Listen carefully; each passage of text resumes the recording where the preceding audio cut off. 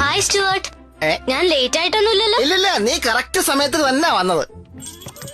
അല്ലല്ല, ആരായി വന്നിരിക്കുന്നത്? സ്റ്റുവേർഡിന്റെ സഖിയാണല്ലോ. ഹലോ സ്നോബെൽ, എന്താ നീ മുടിയിൽ ഡൈ ചെയ്തിരിക്കുകയാണോ? പ്രായം കൂടുന്തോറും നിന്റെ ഗ്ലാമർ കൂടി വരികയാണല്ലോ. എന്തോ? ഭക്ഷണം റെഡി. ആരാ ആദ്യം വരുന്നത്? ഭക്ഷണോ?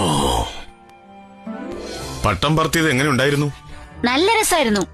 ഇതുവരെ ഇത്രയും ജോളി ആയിരുന്നിട്ടില്ല. ജോർജ് പറഞ്ഞതുപോലെ നല്ല രസം തന്നെയായിരുന്നു. ഞാൻ അങ്ങനെ കാറ്റിൽ പറന്നു പോയി. ഉഷ്, ഉഷ്. സ്റ്റുവേർട്ട് പറന്നു. ഞാൻ പട്ടത്തിന്റെ നൂലും പിടിച്ചിരിക്കായിരുന്നു.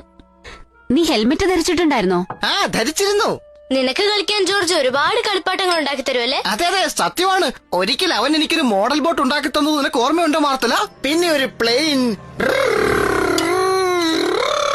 പിന്നെ നിന്റെ കാറും സൂപ്പർ ആയിരുന്നല്ലോ. നമുക്ക് ആ കാറിലൊന്ന് ചുറ്റിയടിക്കാം. അമ്മേ, അച്ഛാ, ഞാൻ മാർത്തലെ വെളിയിൽ കൂട്ടിക്കൊണ്ടു പോകുന്നതിൽ പ്രശ്നമൊന്നുമില്ലല്ലോ. സന്ധ്യയ്ക്ക് മുമ്പെങ്കിൽ വന്നാ മതി. അപ്പൊ ഞാനും എന്റെ കാറെടുത്ത് വെക്കോട്ടെ?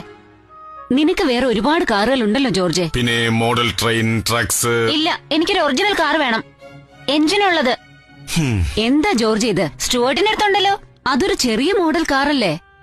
നീയും അവനെ പോലെ ചെറുതായിരുന്നെങ്കിൽ നിനക്കും അത് ഓടിക്കാമായിരുന്നല്ലോ. ഇതൊന്നും ശരിയല്ല അച്ഛാ. സ്റ്റുവേർട്ടിന് കാർ ഓടിക്കാനും ട്രെയിൻ ഓടിക്കാനും ബോട്ട് ഓടിക്കാനും ഒക്കെ അനുവാദം ഉണ്ടല്ലോ. അവന് മാത്രം എന്താ ഇത്ര പ്രത്യേകത? മാർത്തല, നമുക്കിനി ഒരു ദിവസം വെളിയിൽ പോകാം. നിനക്ക് വിഷമമൊന്നും ഇല്ലല്ലോ? No problem. പാർട്ടാസിലൊരു സിനിമ നടക്കുന്നുണ്ട്. ഇന്ന് ഞാൻ അത് പോയി കണ്ടോളാം. പക്ഷികളും പൂമ്പാറ്റകളും. See you.